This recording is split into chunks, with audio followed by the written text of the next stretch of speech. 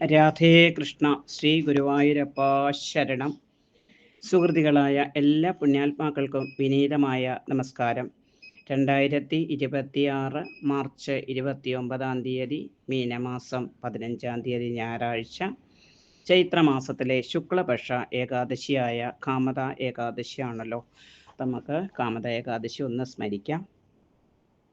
ഹരേ രാമ രാമ രാമ ഹരേ ഹരേ, ഹരേ കൃഷ്ണ കൃഷ്ണ കൃഷ്ണ ഹരേ ഹരേ, ഹരേ രാമ രാമ രാമ ഹരേ ഹരേ, ഹരേ കൃഷ്ണ കൃഷ്ണ കൃഷ്ണ ഹരേ ഹരേ, ഹരേ രാമ രാമ രാമ ഹരേ ഹരേ, ഹരേ കൃഷ്ണ കൃഷ്ണ കൃഷ്ണ ഹരേ ഹരേ.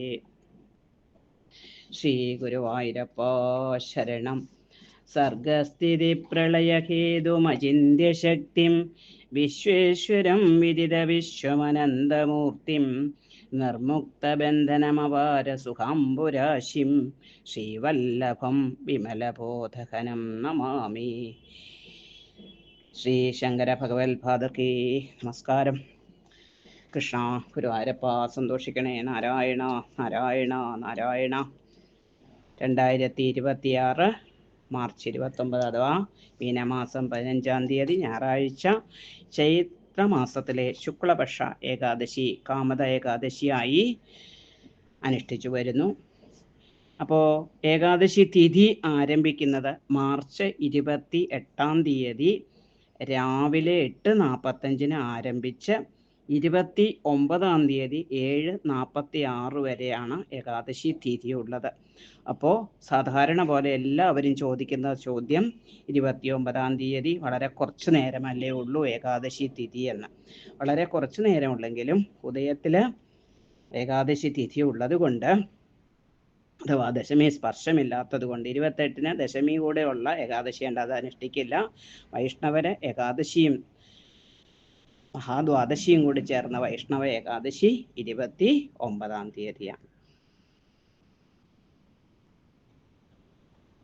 പാരണ വീടേണ്ടത് 30 രാവിലെ 6:21 7:09 ഇടയ്ക്കുള്ള സമയത്ത് പതിവായി കഴിക്കുന്ന തുളസി തീർത്ഥത്തിനോടൊപ്പം ഉണക്കലരിയോ മലരോ അവലോ ഒക്കെ ഇട്ട് നമുക്ക് ഭഗവാൻ ഏകാദശി വ്രതം സമർപ്പിക്കാവുന്നതാണ്. പിന്നീട് ഏകാദശിയുമായി വളരെ പ്രാധാന്യമുള്ള സമയമാണ് ഹരിവാസര സമയം.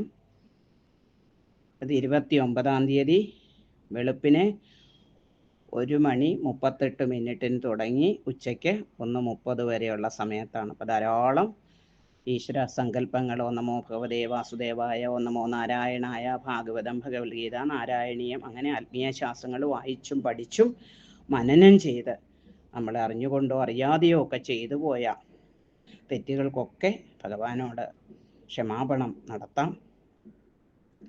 എന്തിനാണ് ഏകാദശി അനുഷ്ഠിക്കുന്നത്, എങ്ങനെ അനുഷ്ഠിക്കണം, അല്ലേ, വ്രതകഥ എന്തിനു കേൾക്കണം, ഇതെല്ലാം നമ്മൾ പല ഏകാദശികളിലൂടെ പറഞ്ഞിട്ടുള്ളതാണ്. ഇവിടെ കലിയുഗമാണ്, അല്ലേ, എല്ലാവർക്കും അറിയാം. കലിയുഗത്തിൽ ഒരു പുൽക്കൊടിയായിട്ടെങ്കിലും ജനിക്കാൻ മറ്റു യുഗങ്ങളിൽ ജനിച്ചവർ പോലും ആഗ്രഹിക്കുന്നു. കാരണം ഓരോ യുഗങ്ങളിൽ ഓരോ യുഗധർമ്മം അനുസരിച്ച് കലിയുഗത്തിൻ്റെ ധർമ്മം നാമസങ്കീർത്തനമാണ്. അപ്പം നാമസങ്കീർത്തനത്തിലൂടെ പോകേണ്ടതായ നമ്മൾ പലപ്പോഴും മനസ്സുകൊണ്ടോ വാക്കുകൊണ്ടോ, അല്ലേ, കായേന വാച മനസ്സേന്ദ്രിയർവ എന്നൊക്കെ ചൊല്ലിയാലും അറിഞ്ഞുകൊണ്ടോ അറിയാതെയോ ഒക്കെ കലിയുടെ മാലിന്യങ്ങൾ നമ്മളിൽ എത്തിച്ചേരും. അപ്പോൾ അതിനെ നിവാരണം ചെയ്യാനാണ് നമ്മൾ കൂടുതൽ ഹരേർനാമ ഹരേർനാമ ഹരേർനാമ ഇവ കേവലം കലോ നാസ്തിയേവ ഗതിരന്യത, കലിയുഗത്തിൽ നാമസങ്കീർത്തനം മാത്രമേ ഗതി ഉള്ളൂ എന്നൊക്കെ നമ്മൾ കേൾക്കുകയും പഠിക്കുകയും പറഞ്ഞാലുമൊക്കെ അറിഞ്ഞുകൊണ്ടോ അറിയാതെയോ കലിയുടെ മാലിന്യങ്ങൾ നമ്മളിൽ വരികയും അറിയാതെയൊക്കെ ചെയ്യുന്നതായ തെറ്റുകൾക്ക് ശിക്ഷകളായി, അത് പാപങ്ങളായി വരുന്നു. അതനുസരിച്ച് വീണ്ടും ജനന മരണ കർമ്മങ്ങൾ ചെയ്യണം. തെറ്റുകളുടെ ഫലമായി പ്രാരബ്ധ കർമ്മങ്ങൾ വരുന്നു. അതിനനുസരിച്ച് വീണ്ടും ശരീരങ്ങൾ സ്വീകരിക്കുന്നു. ഇങ്ങനെ ജനന മരണ ക്ലേശങ്ങളിലെ പുനരഭിജനനം, പുനരഭിമരണം, ജനനീ ജഡരേശയനം എന്ന അവസ്ഥയിൽ വീണ്ടും വീണ്ടും ഇങ്ങനെ മോക്ഷപ്രാപ്തിയിൽ എത്താതെ പോകുന്നു. അപ്പം നാമം തിരുനാമ ജപമാണ് കലിയുഗ ധർമ്മം എന്ന് പറയുമ്പോഴും അറിയാതെ കേണ്ടിട്ട് വേണ്ടാത്ത വാക്കുകൾ അല്ലെ വേണ്ടാത്ത സംസാരങ്ങളൊക്കെ നമ്മളിലൂടെ കടന്നുകൂടാറുണ്ട് അല്ലേ. അത് യുഗത്തിൻ്റെ ഒരു പ്രത്യേകതയാണ്. എത്രയൊക്കെ നാമം ജപിച്ചു കഴിഞ്ഞാലും എത്രയൊക്കെ ആത്മീയ ശാസ്ത്രങ്ങൾ പഠിച്ചാലും അറിയാതെ ചിലപ്പോൾ കലിയുടെ മാലിന്യങ്ങൾ നമ്മളിൽ വന്നുകൂടുന്നത് പാപമായിട്ടും ദുഃഖങ്ങളായിട്ടും വരികയും ചെയ്യുന്നു. അപ്പോൾ അതിനു വേണ്ടി നമ്മൾ ഭഗവാനോട് എന്നും പ്രാർത്ഥിക്കേണ്ടത് എന്താ? നല്ല വാക്കു ചൊല്ലണം, നന്മ ചെയ്തു വാഴണം, നല്ല ചിന്തയേകണം, മനസ്സു ശുദ്ധമാകണം, നാമഘോഷമെന്നു എൻ്റെ നാവിലായി വന്നിടണം, പൊഞ്ചിലമ്പു കൊഞ്ചിടുന്ന പിഞ്ചുപാദമോർക്കണം, ആ പദാബ്ജം തന്നിലായി സദാ നമിച്ചിടട്ട ഞാൻ. അപ്പം നമ്മൾ ഭഗവാനെ രാവിലെ ഉണരുമ്പോൾ പരാഗ്രവസ്ഥയും സമുദ്രവസ്ഥയും ഒക്കെ ചൊല്ലിക്കഴിഞ്ഞ് ഭഗവാനോട് പ്രാർത്ഥിക്കണം. ഭഗവാനെ, എൻ്റെ ഉള്ളിൽ നല്ല നല്ല ചിന്തകൾ ഉണരുവാൻ, നല്ല നല്ല ആശയങ്ങളായി, നല്ല നല്ല വാക്കുകളായി അവിടുന്ന് പുറത്തേക്ക് വരണം. കാരണം ശബ്ദബ്രഹ്മം ഭഗവാനിൽ നിന്നാണ് അല്ലേ. അപ്പം നല്ല ആശയങ്ങൾ, നല്ല ചിന്തകൾ, നല്ല വാക്കുകളായി വരേണമേ എന്ന് ഉള്ള പ്രാർത്ഥനയോടുകൂടി നമ്മുടെ ഓരോ ദിവസവും ആരംഭിക്കുക. നമ്മളെ എത്ര ചെറിയ കർമ്മമാണോ ഭഗവാൻ ഏൽപ്പിച്ചത്, ആ കർമ്മം ശ്രദ്ധയോടും ഭക്തിയോടും സമർപ്പണഭാവത്തോടും, ഈ ചെറിയ കർമ്മമാണെങ്കിൽ പോലും ഭഗവാൻ ഈശ്വര നിശ്ചയമായിട്ട് എനിക്ക് അനുഗ്രഹിച്ച് തന്ന കർമ്മമാണ്. അത് വളരെ പരിശുദ്ധമായി ഭഗവാനെ സമർപ്പിക്കുമ്പോഴാണ് ഭഗവാന്റെ അനുഗ്രഹം കിട്ടുക. അപ്പോൾ അസ്ഥാനത്ത് വരുന്നതായ ചിന്തകൾ നമ്മളെ നമ്മുടെ കർത്തവ്യത്തിൽ നിന്ന് ചിലപ്പോൾ പിൻവലിക്കാനും കാരണമുണ്ടാവും.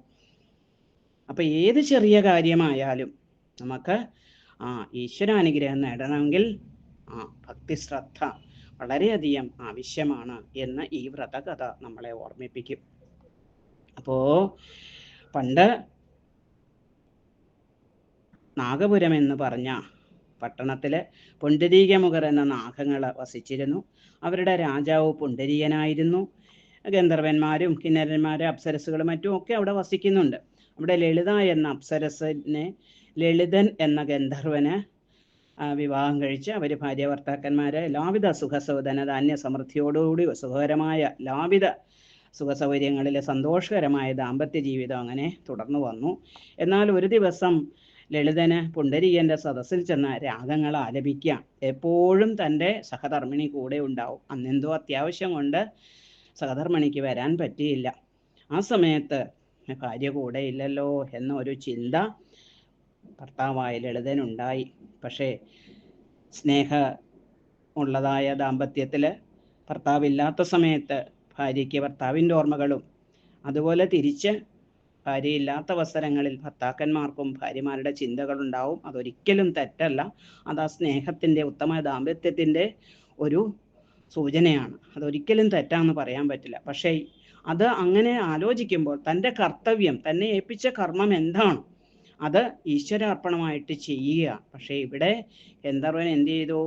തൻ്റെ ഭാര്യ അടുത്തില്ലല്ലോ എന്നുള്ള ഒരു ചിന്ത അദ്ദേഹത്തിൻ്റെ കർത്തവ്യ നിർവഹണത്തിൽ നിന്ന് ശ്രദ്ധ മാറിപ്പോയി. ഗന്ധർവനായ ആ പാട്ടുകാരൻ എന്ത് ചെയ്തു?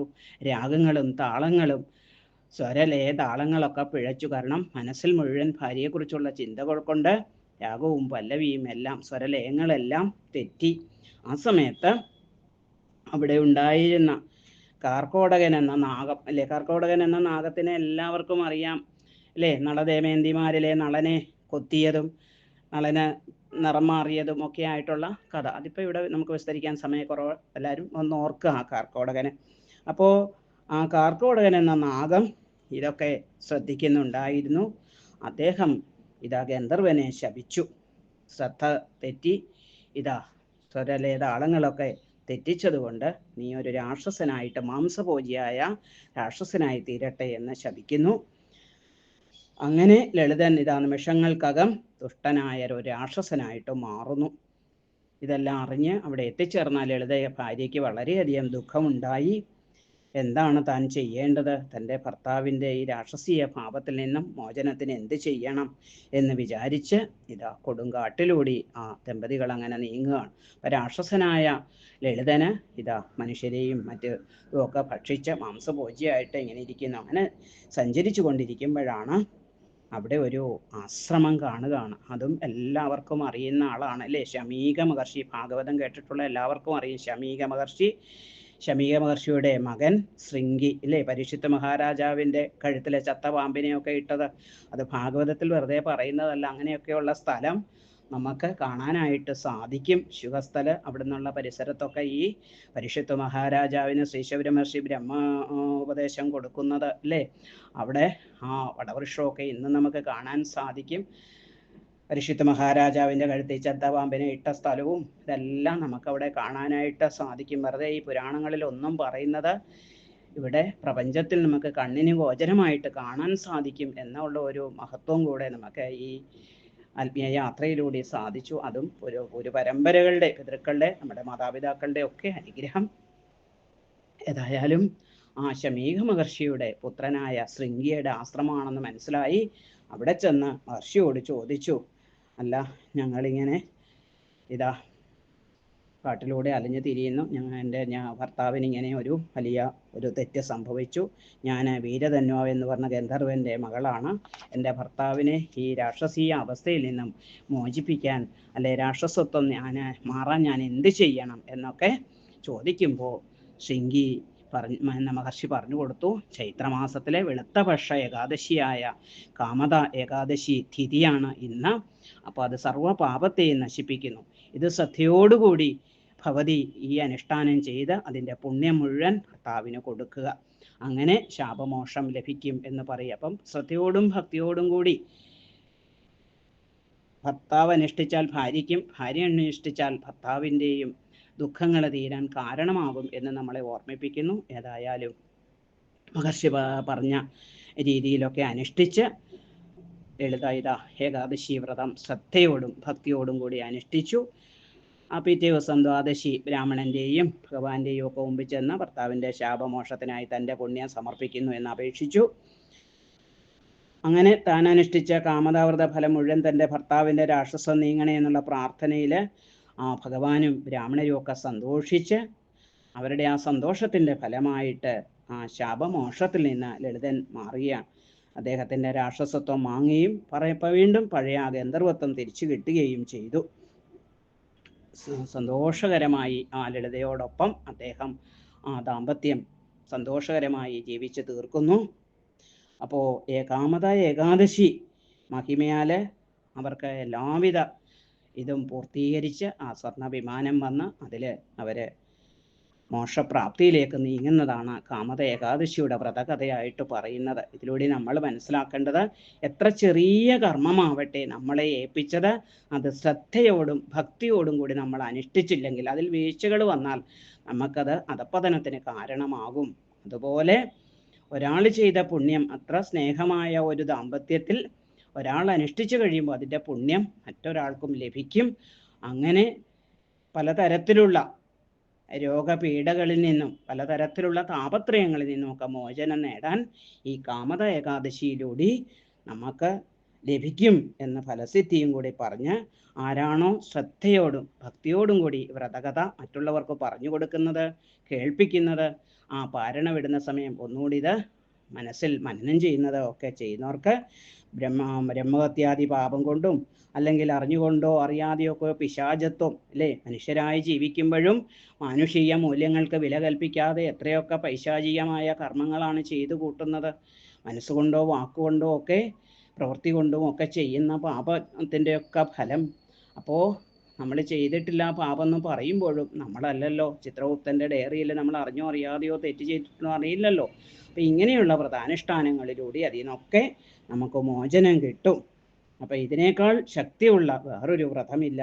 ഇത് പഠിക്കുക, വായിക്കുക, മറ്റുള്ളവർക്ക് പറഞ്ഞു കൊടുക്കുക ഒക്കെ ചെയ്താൽ വാജയെ ഫലം കിട്ടുമെന്ന ഫലശ്രുതിയോടുകൂടി കാമത ഏകാദശി പൊന്നുഗുരുവായൂരപ്പൻ്റെ തൃച്ചേവടികളിൽ തുളസി പൂക്കളായി സമർപ്പിക്കുന്നു. എല്ലാവർക്കും അവരവരുടെ ആരോഗ്യത്തിനും പ്രായത്തിനും സാഹചര്യത്തിനും അനുസരിച്ച് വ്രതം അനുഷ്ഠിച്ച് പൊന്നുഗുരുവായൂരപ്പൻ്റെ അനുഗ്രഹം, ഗുരുപരമ്പരകളുടെ നമ്മുടെയൊക്കെ പിതൃക്കളുടെ മാതാപിതാക്കളുടെയൊക്കെ അനുഗ്രഹം എല്ലാവർക്കും ഉണ്ടാവട്ടെ എന്ന് പ്രാർത്ഥിച്ച് സർവത്ര ഗോവിന്ദനാമ സങ്കീർത്തനം ഗോവിന്ദ ഗോവിന്ദ കായേന വാചാ മനസേന്ദ്രിയർവാ ബുദ്ധ്യാത്മനാവാ പ്രകൃതിയെ സ്വഭാവാത് കരോമിയത്യൽ സകലം പരസ്മൈ നാരായണായേതി സമർപ്പയാമി. ഗുരുവായൂരപ്പാ സന്തോഷിക്കണം. നാരായണ നാരായണ.